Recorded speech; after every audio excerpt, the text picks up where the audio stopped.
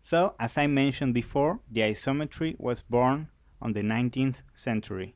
It was born as a technical drawing tool, allowing to show a three-dimensional graphic in a simple way.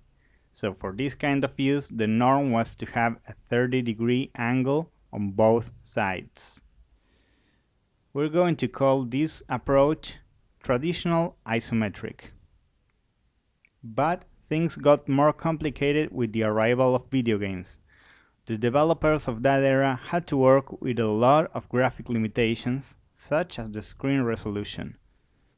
So they came up with their own version of isometric projection, one that works better on pixel art.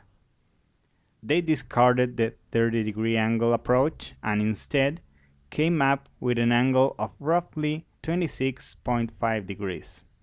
This may sound odd at first, but it allowed them to create even lines that look good on pixel, contrary to how the 30-degree angle looked like, which you are seeing now.